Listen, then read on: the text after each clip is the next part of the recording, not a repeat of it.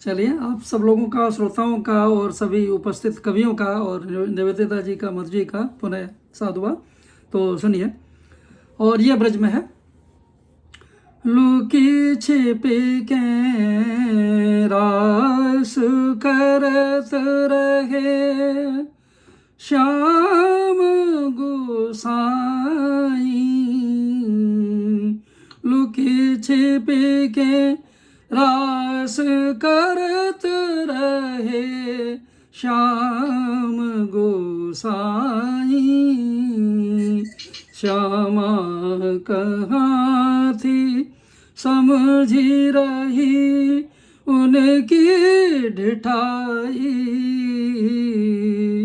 अपनों प्रयोग योग क्षेम करत वे रहे।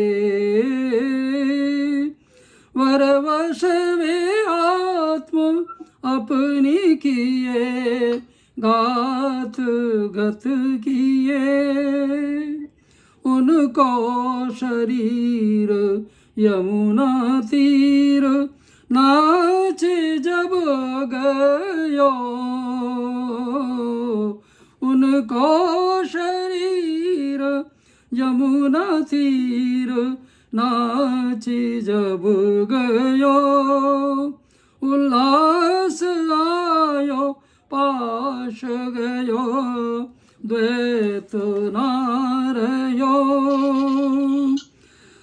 सब सृष्टि देह उनकी रही भान वे गयो। तब तान उनकी पाके ध्यान तन को नारयो। तर्जन में अपनी लेके कृष्ण कर्ज चुकाए। कितने जन्म को मधु को फर्ज पूरो कराई। लुकी छिपी के रास करत रहे श्याम गोसाई। और उसी दिन की आगे छोटी सी रचना है। गिरधारी धारे गोवर्धन गोप उबारे। करिमर्दन वे मान गए इंद्र विचारे। इंद्रिन में ब्रह्म उपजो रहो अल्प बुद्धिवश। बिन बोध गए तारक को समझे खबर है। मन हावी रहो ब्रजवासिन कृष्ण न चिन्हो। लीला कराई के उनको भरम बिन नहीं तोड़ो। वारिश कराए वे ही छाँव कराए। अपने ही इर्द गिर्द रखे सबको बचाए। पर्वत प्रकृति है उनके रहे पुरुष वे रहे।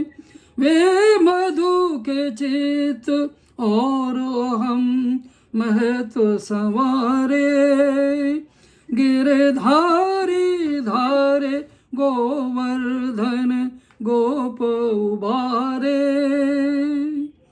करिमर्दन वे मान गए इंद्र विचारे। तो ये रचना गोवर्धन की थी और गोवर्धन के पास ही मेरा जो मातृभूमि है गोवर्धन वहाँ से दिखता है। मतलब हम लोग उठते जागते भी देखते हैं। बहुत अच्छे। तो अभी हम लोग आ रहे हैं।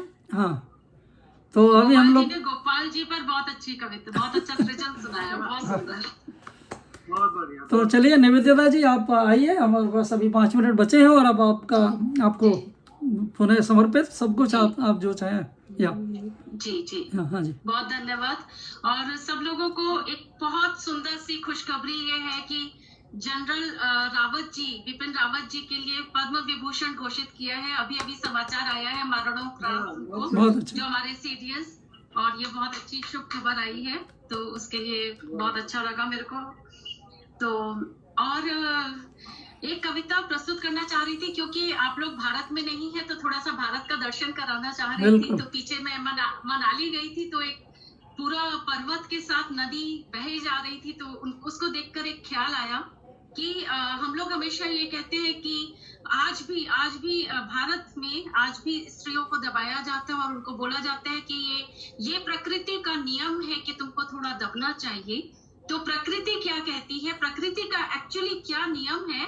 तो पर्वत को हम पुल्लिंग मानते हैं और नदी को स्त्रीलिंग मानते हैं। तो फिर देखिए इस कविता में कि पर्वत क्या कह रहा है, पर्वत नदी के लिए क्या कह रहा है। स्वागत। कह रहा है शांत अचल पर्वत नदी से, कह रहा है शांत अचल पर्वत नदी से, मैं संक्षिप्त रहूं तुम विस्तृत हो जाओ, मैं संक्षिप्त रहूं तुम विस्तृत हो जाओ। मैं बहुत धन्यवाद। मैं स्वयं को चीर कर तुम्हें स्थान दूंगा, अविरल प्रवाह के लिए अभिदान दूंगा। मैं स्वयं को चीर कर तुम्हें स्थान दूंगा, अविरल प्रवाह के लिए अभिदान दूंगा। मैं थामूंगा वर्जनाओं की त्रिज्याएं, तुम स्वयं सिद्धा संपूर्ण वृत्त हो जाओ। मैं थामूंगा वर्जनाओं की त्रिज्याएं, तुम स्वयं बहुत अच्छे। बहुत ही सुंदर। बहुत धन्यवाद। कि मैं थामूंगा वर्जनाओं की त्रिज्याएं, तुम स्वयं सिद्धा संपूर्ण वृत्त हो जाओ। कह रहा है शांत अचल पर्वत नदी से, मैं संक्षिप्त रहूं तुम विस्तृत हो जाओ। और अविरल चंचल पल पल तुम बढ़ती रहना, आशीष लेकर इतिहास गढ़ती रहना। अविरल चंचल पल पल तुम बढ़ती रहना, आशीष लेकर इतिहास गढ़ती रहना। मैं गरल को पीता जाऊंगा आकंठ, तुम बस प्राणदायिनी अमृत हो जाओ। मैं गरल को पीता जाऊंगा आकंठ, तुम बस प्राणदायिनी अमृत हो जाओ। बहुत धन्यवाद। और मैं संक्षिप्त रहूं तुम विस्तृत हो जाओ। और तुम्हारे मान में ही मेरा सम्मान है, तुम्हारी उपलब्धि में मेरा यशगान है। तुम्हारे मान में ही मेरा सम्मान है, तुम्हारी उपलब्धि में मेरा यशगान है। शपथ है मुझे जलूंगा अंतिम सांस तक, तुम ऊर्जा देती हुई घृत हो जाओ। शपथ है जलूंगा अंतिम सांस तक, तुम ऊर्जा देती हुई घृत हो जाओ। मैं संक्षिप्त रहूं तुम विस्तृत हो जाओ। और अंतिम बंद है इसका कि तुम जीवन दायिनी जीवन प्रतिरूप हो, अविराम अभिराम और ममता स्वरूप हो। तो एक तरीके से पुरुष स्त्री को क्या कह रहा, प्रकृति वाला पुरुष प्रकृति वाली स्त्री को क्या कहते हैं? तुम जीवन दायिनी जीवन प्रतिरूप हो, अविराम अभिराम और ममता स्वरूप हो। मैं विकृतियों को खुरच खुरच निकालूंगा, तुम सौंदर्य भर भर आकृत हो जाओ। मैं विकृतियों को खुरच खुरच निकालूंगा, तुम सौंदर्य भर भर आकृत हो जाओ। कह रहा है शांत अचल पर्वत नदी से, मैं संक्षिप्त रहूं तुम विस्तृत हो जाओ। मैं संक्षिप्त रहूं तुम विस्तृत हो। बहुत अच्छे, बहुत अच्छे। आनंद आ गया। बहुत बहुत सुंदर।